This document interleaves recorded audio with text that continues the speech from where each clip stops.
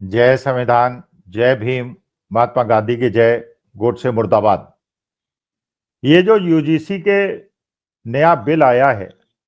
और जिसपे पूरे देश के अंदर एक चर्चा भिड़ी हुई है और पूरा देश दो भागों में बंट गया है।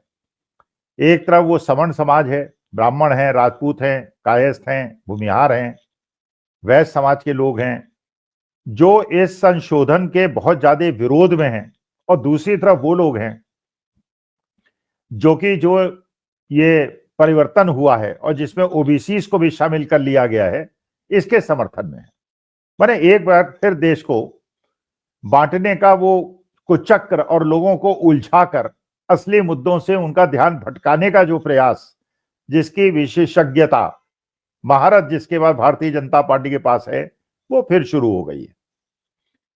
पहले देश को अपनी राजनीति में जमाने के लिए पहले हिंदू मुसलमान किया गया। देश की सारी समस्याओं के लिए मुसलमानों को दोषी बताया गया। औरंगजेब को दोषी बताया गया जो कई शतक पहले हमारे देश के अंदर शासन करते थे और उस जमाने के रसूख के हिसाब से वो हिंदू मुसलमान के युद्ध नहीं होते थे, वो सीमा विस्तार के युद्ध होते थे और वो मुगल थे। अकबर हो, शाहजहां हो, औरंगजेब हो, ये मुगल थे, ये मुसलमान नहीं थे, ये विदेशी आक्रांता थे, देश को लूटा और वापस चले गए।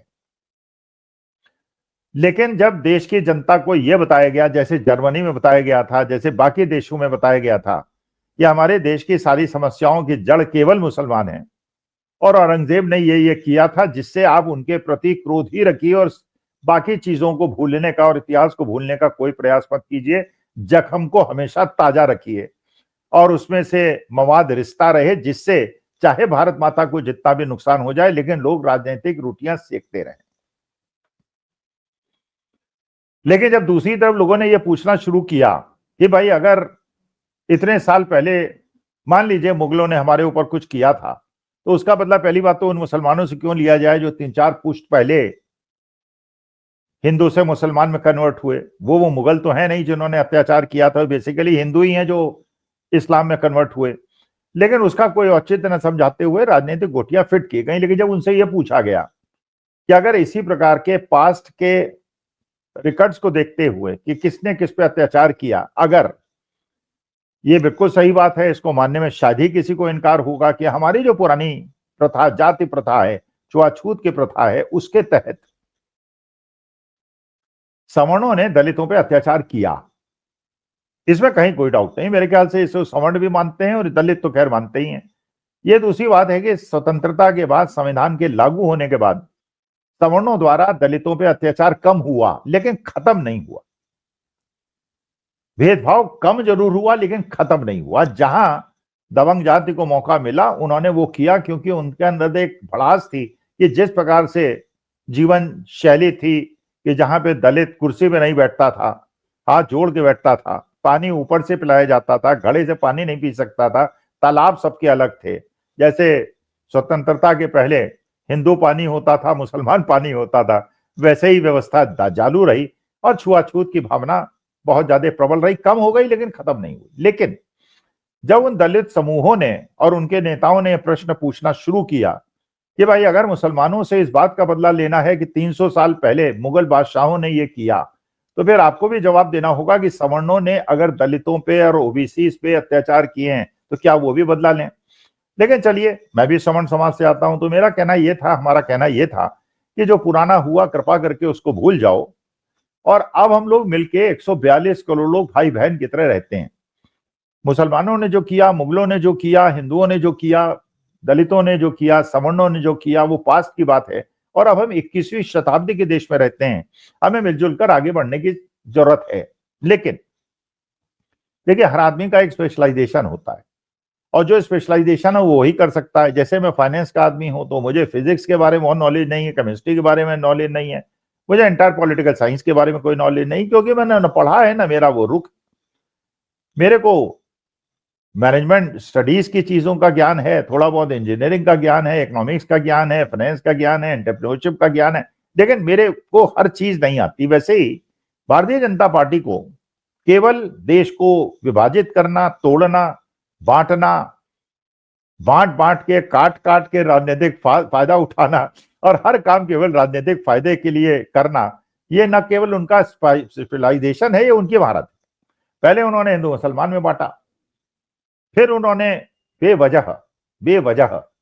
बिना बात उत्तेजित करते हुए, जबकि ये पता चल गया था कि जो ये हो रहा है देश के अंदर और इस प्रकार से लोगों को जबरदस्ती जय श्री राम कहलाया जा रहा है और मस्जिदों को खोदा जा रहा है और उत्तेजक नारा लगा के वहां पे दंगे फैलाए जा रहे हैं और झंडा फहराया जा रहा है, ये सब चीजें हो रही है, इसकी विदेश में प्रतिक्रिया खराब हो रही है। लेकिन इसके बावजूद फिर विश्व के सबसे बड़े समूह और सबसे समृद्ध समूह क्रिश्चियन समुदाय से पंगा ले लिया। इस बार के क्रिसमस में हमने देखा कैसे लोग मॉल में घुस गए, उनके चर्चेज में घुस गए, जो लोग क्रिसमस मना रहे थे उनके साथ उत्पात काटा और पूरे विश्व के अंदर इसकी प्रतिक्रिया हुई, लेकिन बिना इस बात की चिंता किए हुए केवल राजनीतिक हित के लिए सब चीज को धता बताते हुए इस चीज को आगे बढ़ाया गया। अच्छा, अभी भी कसर नहीं छूटी, सारा देश जो है क्षत विक्षत हो गया, जाति और धर्म में बंट गया, लेकिन इसके बावजूद अब एक नया बिल आया और उसके अंदर ये कहा गया, पहले के बिल में ये था कि SC ST बच्चे जो होते हैं, जो एजुकेशन इंस्टीट्यूशन में पढ़ते हैं, उनके साथ अगर भेदभाव होगा तो उसकी जांच होगी और उसमें कड़ी कार्रवाई होगी। अच्छा, ये रिजर्वेशन जब लागू हुआ था कॉन्स्टिट्यूशन के अनुसार तो पहले SC ST उसमें पहले इंक्लूडेड थे, OBC इंक्लूडेड नहीं थे, अब OBC इंक्लूड कर लिए गए। तो इस बार OBC फिर इसमें भी इंक्लूड कर लिया गया कि एजुकेशन इंस्टीट्यूशन के अंदर जो SC ST के साथ अन्याय करेगा या भेदभाव करेगा उसे दंड मिलेगा और OBC को भी मिलेगा। जबकि वास्तविकता यह है, पहली बात तो यह है एजुकेशन इंस्टीट्यूशन में इस प्रकार से जाति प्रथा को बढ़ावा देने की कोई आवश्यकता नहीं है। कोई भी अगर गलती करे, चाहे सवर्ण समाज का हो या दलित समाज का हो या OBC समाज का हो, उसको दंड मिलना चाहिए। केवल इस आधार पे प्राथमिकता डिसाइड करना और किसको दंड मिलेगा नहीं मिलेगा कि उसकी जाति क्या है, तो जाति प्रथा को बढ़ाना है। अच्छा, इसके बावजूद ये भी बड़ी परिस्थिति है, बहुत सारी जातियां हैं जो कई प्रदेश में उच्च वर्ग में आती हैं और कुछ जगह पे OBC में आती हैं। कहीं जाट गुजर जो है वो उच्च वर्ग में आते हैं और कहीं पे वो OBC में आते हैं। ये भी बात बिल्कुल सही है कि आज के तारीख में अगर सबसे ज्यादा मार्शल कौम किसी को माना जाता है तो 4-5 कौमें हैं। ब्राह्मण तो है नहीं उसमें, दलित तो है नहीं उसमें, वैश्य समाज तो है नहीं उसमें, उसमें या तो राजपूत हैं या जाट हैं या गुर्जर हैं या यादव हैं। अच्छा, इसमें भी जैसे कई प्रदेशों में देखा जाए तो केवल राजपूत ऐसे हैं जो सवर्ण वर्ग से आते हैं, बाकी जाट गुर्जर और यादव वो बैकवर्ड समाज से आते हैं। तो क्या इस बात की कल्पना की जा सकती है कि पूरे हिंदुस्तान में और इवन नॉर्दर्न बेल्ट में हर जगह पे राजपूतों की शायद क्या इतनी क्षमता होगी कि वो यादवों पे, जाटों पे और गुर्जरों पे अत्याचार कर सकें? जैसे बिहार के अंदर अगर 17% यादव हैं तो राजपूत 3-4% हैं। उत्तर प्रदेश में भी वही स्थिति है, 14-15% अगर यादव हैं तो 4-5% राजपूत हैं। ये दूसरी बात है, राजस्थान में राजपूतों की संख्या अच्छी खासी है, लेकिन वो भी मीणाओं से कम है। मीणा पॉपुलेशन सबसे ज्यादा है, गुर्जर राजपूत ये भी बहुत बहुसंख्या में है, लेकिन सबसे ज्यादा अगर कोई है तो मीणा है, और वो मीणा समाज है जिसने महाराणा प्रताप का साथ दिया था। तो महाराणा प्रताप राजपूत और मीणा समाज जिन्होंने उनका साथ दिया था, उनके बीच में भेद पड़ गया, सारी चर्चाओं में एक दूसरे से सब भिड़े हुए।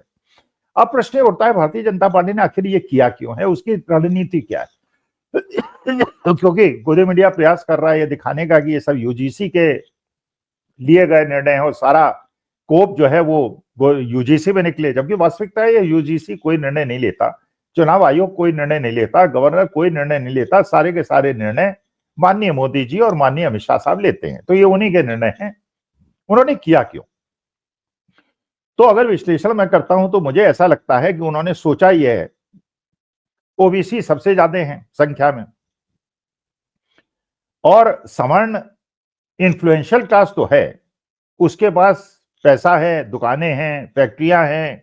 नौकरियां हैं, पुलिस हर जगह वो मौजूद है, लेकिन उसकी संख्या ज्यादा नहीं है। अच्छा, सवर्ण जो है वो हमेशा से भारतीय जनता पार्टी का समर्थक रहा है, वोट दिया उसने, मतलब पिछले 25-30 साल से। उसके पहले वो कांग्रेस का समर्थक था, वो BJP का समर्थक है। OBC पे अखिलेश यादव ने बहुत बड़ा दांव फेंका है, राहुल गांधी ने बहुत बड़ा दांव खेला है। राहुल गांधी ने जातीय जनगणना की बात की है और अखिलेश यादव ने PDA की बात की है। अब सवाल यह है, अगर बैकवर्ड कम्युनिटी में अगर यादवों के अलावा बाकी OBC को अखिलेश यादव ज्यादा सीटें देते हैं तो इस बात की बहुत संभावना है कि OBC PDA के नाम पे अखिलेश यादव के पास चला जाएगा और सवर्णों के वोट पे उनसे कंट्रोल नहीं होगा, इसलिए इन्होंने ये सोचा है कि सवर्णों के वोट तो हमारे पास है ही हैं, सवर्ण कितनी भी हमको गाली देंगे, कितना भी गोदी मीडिया में जाके संघर्ष करेंगे, लेकिन वोट देने के समय या तो वोट देने नहीं जाएंगे, और अगर जाएंगे तो हम ही को वोट देंगे, वो कांग्रेस को या सपा को वोट नहीं देंगे, क्योंकि वो इंटरनल विलेज के राइवलरी जो है उसमें वो अपना अपर हैंड रखना चाहते हैं और ये चाहते हैं कि सत्ता उनके हाथ में रहे। अच्छा, अगर ओबीसी में बंटवारा हो गया तो उसके बाद सवर्णों के साथ भारतीय जनता पार्टी जीत पाएगी, कि उन्हें लग रहा है 2027 के चुनाव में जीतना उनके लिए बहुत मुश्किल है। अब यहीं पे कैच है।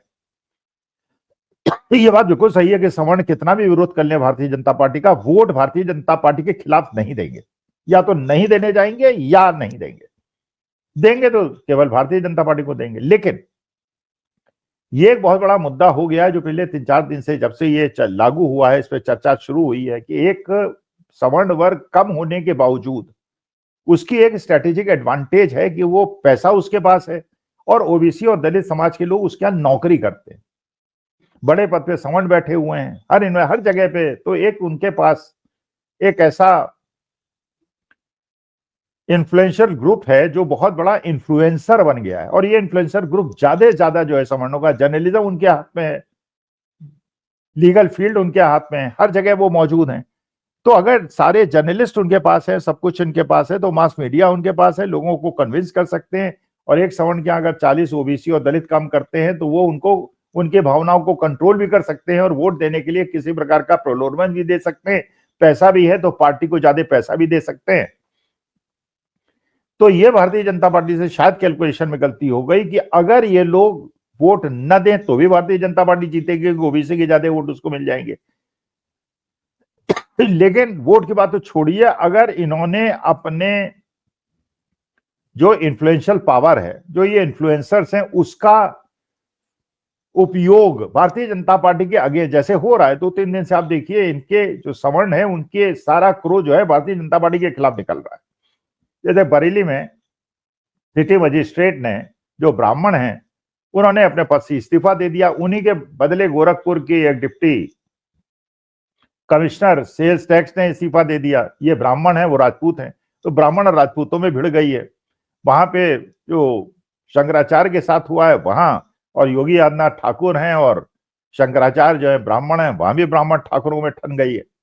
लेकिन बाद में ये पता चला है, जो सोशल मीडिया से पता चला है, बड़े बड़े पत्रकारों ने बताया है कि जो डिप्टी कमिश्नर जीएसटी हैं, जो कल रो रहे थे, ये कह के रो रहे थे कि मैं इस्तीफा इसलिए दे रहा हूँ योगी आदित्यनाथ का अपनाम हुआ है, वास्तविकता में यह है कि शायद मैं श्योर नहीं हूँ, सोशल मीडिया के आधार पर बोल रहा हूँ, उन्हें जो नौकरी मिली थी वो विकलांगता के आधार पर मिली थी, और जो विकलांगता के आधार पर उनको नौकरी मिली थी उसमें जांच जारी है, जो अंतिम स्टेज में है, और उससे पता चलता है, जो उनके सगे भाई ने बताया है कि जो उन्हें विकलांगता का सर्टिफिकेट मिला था वो फर्जी था, इसलिए उनकी नौकरी वैसे ही जाने वाली थी, तो नौकरी जाए इसके पहले ही उन्होंने इस्तीफा दे दिया। ये सोशल मीडिया की खबरें हैं, लेकिन मुझे लगता है कि ये बड़ा बीजेपी की विशेषज्ञता इसी चीज में है, बांटना फिर वोट जीतना। लेकिन इस बार दांव शायद उल्टा पड़ गया है, और अगर इस अमेंडमेंट को वापस लेंगे तो ओबीसी दलितों का क्रोध का सामना करना पड़ेगा, और वापस नहीं लेंगे तो ये जो 15% लोग हैं, चाहे इनके वोट कम हैं, लेकिन इनके पास एक ऐसी कैपेसिटी है वोट्स को मोटिवेट करके चेंज करने की, जिसका वो भारतीय जनता पार्टी के खिलाफ उपयोग कर सकते हैं। अब देखते हैं भारतीय जनता पार्टी कैसे नया एक दंगा फसाद पैदा करके, अब बंटवारा पैदा करके इस चक्रव्यूह से बाहर निकलती है। लेकिन मुझे लगता है भारतीय जनता पार्टी का दांव उल्टा पड़ गया, जो अतिमुक्तेश्वरानंद जी के साथ किया वो दांव भी उल्टा पड़ गया, और जो ये यूजीसी नियम में उन्होंने रद्दोबदल किए वो भी दांव उल्टा पड़ गया। लेट अस सी, 2027 के लिए ये खेल चल रहा है,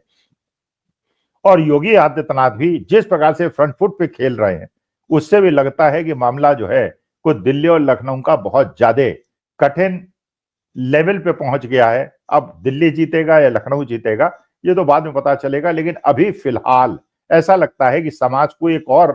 बांटने की प्रक्रिया जो भारतीय जनता पार्टी ने चालू की है, उसी में सारा खेल केंद्रित हो गया है। नमस्कार, धन्यवाद और प्रणाम।